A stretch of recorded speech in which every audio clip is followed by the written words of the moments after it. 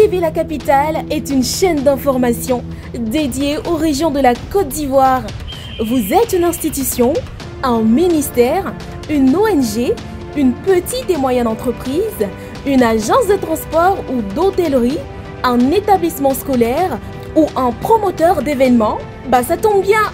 TV La Capitale vous propose une grille de programmes adaptés pour faire connaître vos cérémonies et activités à travers toute la Côte d'Ivoire et même au-delà. Alors, contactez-nous au +225 27 33 74 70 27 ou au 05 75 95 48 91. TV La Capitale, la chaîne au cœur des régions. TV La Capitale, la chaîne des régions. TV La Capitale est désormais à votre portée. Accessible sur Android, tablette et ordinateur, il vous suffit juste de visiter www.tvlacapitale.com pour suivre la chaîne en direct. Et nous vous proposons une couverture complète de l'actualité en Côte d'Ivoire, du nord au sud, en passant de l'est à l'ouest, sans oublier le centre.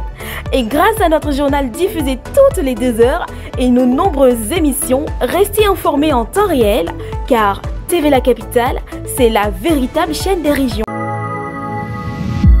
TV La Capitale, la chaîne des régions.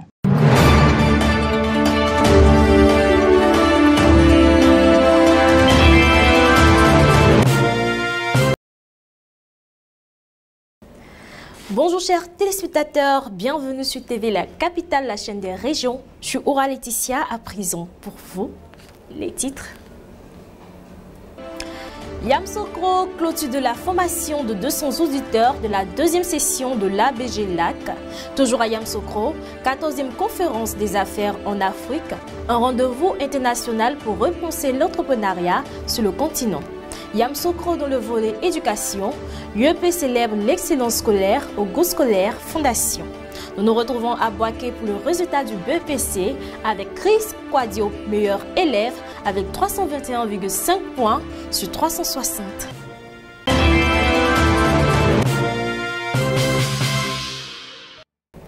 L'Académie de la bonne gouvernance et du leadership anticorruption ABG LAC a procédé le vendredi 20 juin 2025 à Yamoussoukro à la clôture officielle de la 2e session de formation de ses auditeurs. Au total, 200 participants ont reçu leur certificat à l'issue d'un programme intensif axé sur la lutte contre la corruption. Le reportage de Nesnda. Durant plusieurs jours, les auditeurs ont été formés sur des thématiques essentielles telles que la corruption et les preuves électroniques, les systèmes d'alerte ou encore les mécanismes de signalement. Cette session a été marquée par des moments de travail, mais aussi par des échanges enrichissants entre participants et formateurs spécialisés. L'objectif de cette formation était d'outiller les participants de compétences pratiques et théoriques pour qu'ils puissent, dans leur secteur respectif, promouvoir une gouvernance responsable, intègre et transparente.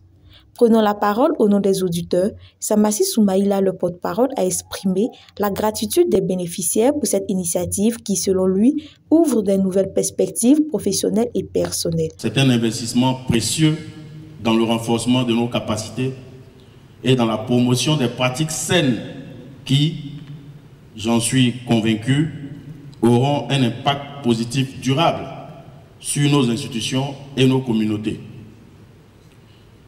En repartant d'ici, nous ne nous contenterons pas de conserver ces connaissances. Nous nous engageons à les mettre en pratique. Nous sommes désormais mieux outillés pour identifier les risques de corruption, promouvoir les comportements éthiques et contribuer activement à l'instauration d'une gouvernance exemplaire.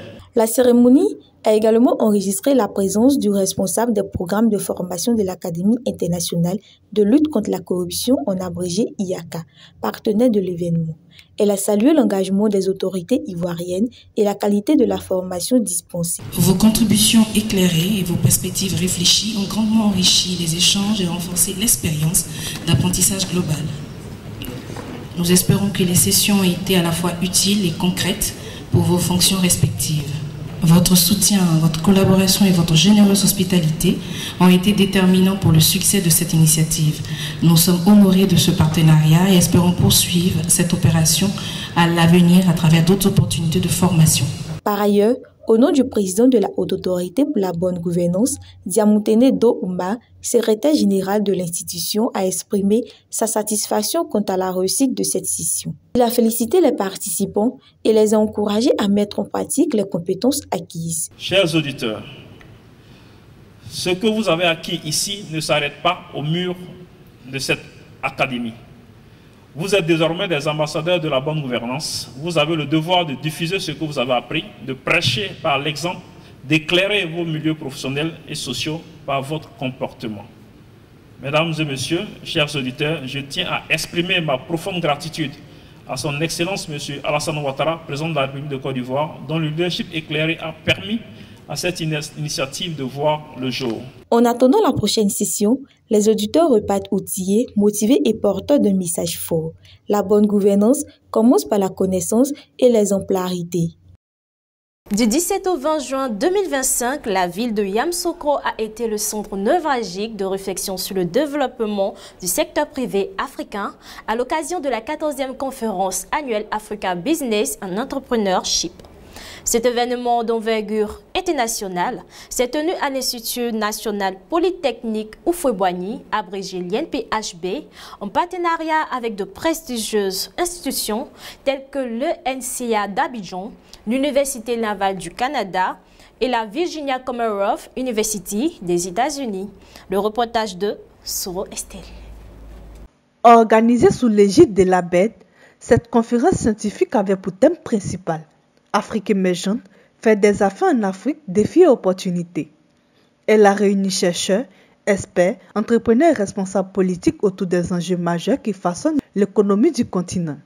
Le représentant du directeur général de l'INPHB, Moussa Diaby Kader, a salué le choix de la Côte d'Ivoire pour accueillir cette conférence. Il a qualifié l'événement d'opportunité pour les participants d'approfondir leur compréhension des enjeux liés à la conduite des affaires en Afrique.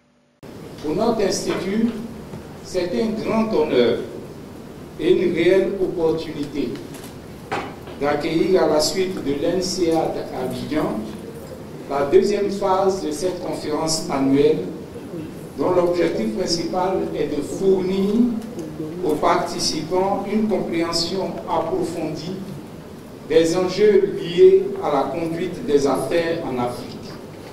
Nous espérons que le panel des doyens de tout à l'heure, les sessions parallèles de demain, ainsi que l'ensemble des contributions recueillies à l'NCA à Abidjan contribueront à développer une collaboration internationale et des partenariats stratégiques, à susciter une génération d'entrepreneurs africains conscients des défis et opportunités, à encourager des investissements dans les secteurs clés, à valoriser les compétences locales et à proposer des formations adaptées aux besoins réels des entreprises.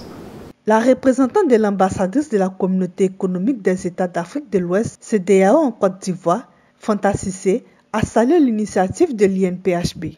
Alors que l'Afrique figure parmi les régions à la croissance la plus rapide au monde, elle doit néanmoins faire face à d'importants défis structurels.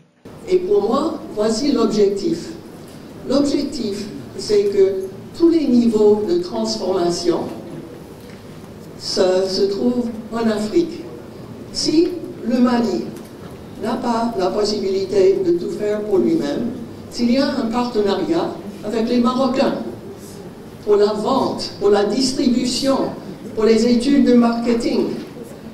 Je peux imaginer que l'Afrique aide l'Afrique. On n'a pas forcément besoin des Américains. Je n'aimerais pas voir les Indiens, les Chinois, même les Américains, prendre les motifs africains pour en profiter avec, je ne sais pas, une production en masse. Je préfère garder ce qu'on a pour l'artisanat africain qui doit bénéficier aux Africains. Les contributions retenues seront présentées lors de la conférence et certaines seront publiées dans les revues scientifiques de renom comme la Transnational Corporation Review, Et certains seront publiés dans les revues scientifiques de renom comme la TNCR et les JCIM. Dans une ambiance festive et empreinte de fierté, l'inspection de l'enseignement préscolaire et primaire l'UEP de Yamoussoukro Fondation a organisé une journée de l'excellence dans l'enceinte du groupe scolaire Fondation. L'événement a rassemblé enseignants, élèves, parents et encadreurs autour d'un objectif commun, récompenser les meilleurs élèves de l'année scolaire. Reportage de JC Kofi, commenté par Nesnda. Au total, 20 élèves par niveau du préscolaire au CM2 ont été honorés pour leur performance académique exceptionnelle. Cartable, kits scolaires, diplômes et mots de félicitations ont été remis aux lauréats dans une volonté affirmée de valoriser le mérite et de stimuler l'esprit de compétition saine.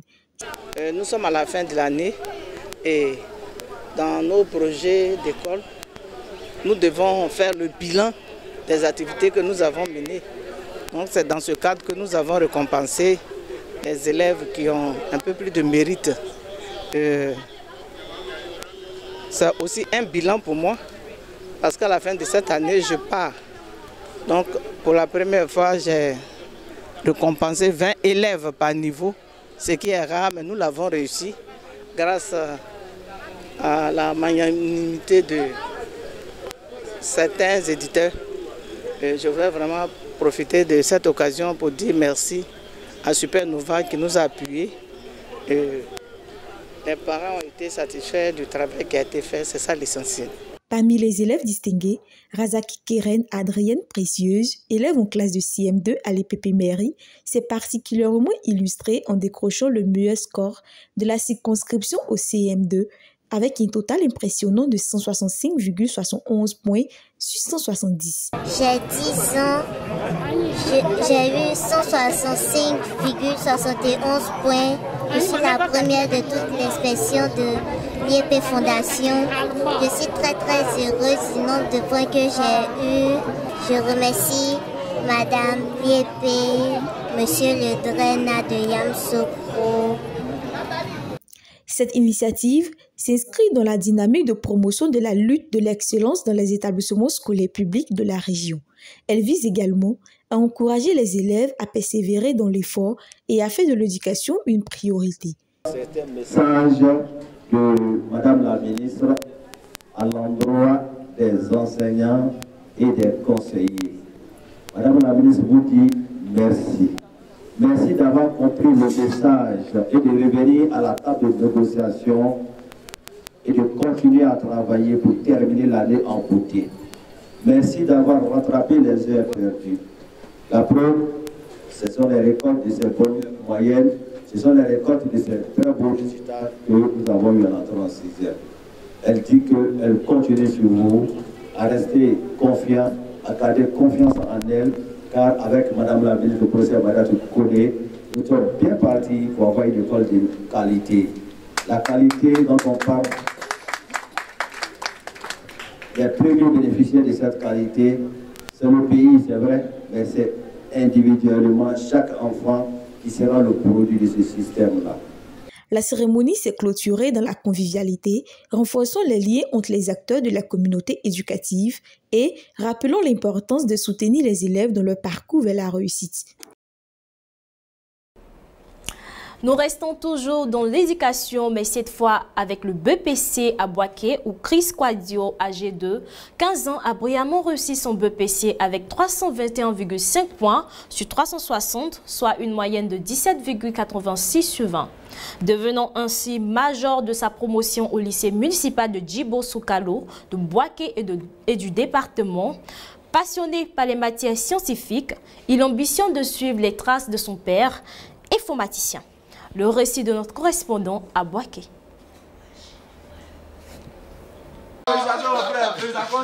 Quelques jours après le succès de l'élève Chris Quadio au BPC, la joie est toujours vive au domicile de sa famille.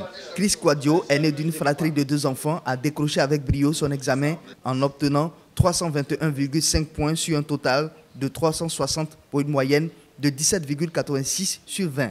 Un résultat fruit d'un parcours d'effort et de résilience pour cet élève et ses parents. Pendant les vacances dernières, j'étudiais à l'avance avec mon père sur les leçons qu'on devait avoir durant l'année. Et la semaine de préparation de l'examen, nous avons fait des révisions. C'est un travail d'arrache-pied qu'on a constitué depuis longtemps. Je peux dire même depuis la classe du primaire, voilà, passant par les classes intermédiaires aussi, de la 6e jusqu'à la 3e. Avec cette performance, il est le major de sa promotion au lycée municipal Djibo Sounkalo de Boaké et même de tout le département. Âgé de 15 ans, Chris Kwadio adore les matières scientifiques et veut marcher dans les pas de son père, informaticien de profession. Presque toute la semaine, je fais les maths avec la physique, entre les matières scientifiques. Et de 10h à midi, je fais français, anglais, allemand. Et puis le vendredi, j'ai pu faire les arts plastiques. Je voudrais d'abord être un médecin, après un entrepreneur, la fabrication de produits électroniques. J'aime particulièrement ce métier parce que mon père est un informaticien. Les témoignages sur Chris Kwadio sont unanimes. Voisins de classe et de quartier, ainsi que ses encadreurs, tous parlent d'un élève brillant, studieux, discipliné et très sage. Cet enfant, c'est un brillant. Depuis, ils sont arrivés à Boaké ici. Mais premier trimestre, quand il a vu le résultat qu'il a retenu, c'est que c'est un bon élève. Alors, ça ne m'étonne pas qu'il ait 300 et quelques points. Parce qu'en classe, même quand on fait les examens blancs, il est toujours le meilleur. Pour son admission, c'était une certitude. Voilà, parce que nous avons eu 2 examens blancs au lycée municipal du Bosoukalo. Et effectivement, il était parmi les meilleurs. Il était le meilleur de tous les élèves de 3e. Depuis son cycle maternel et primaire, Chris Kwadio s'illustre de fort belle manière, faisant la fierté de ses parents et proches. Sa réussite au BPC marque donc la fin d'un cycle et lui ouvre une autre étape de son cursus scolaire et académique. Merci d'avoir suivi TV La Capitale, la chaîne des régions. Je vous prie de rester connectés pour la prochaine édition.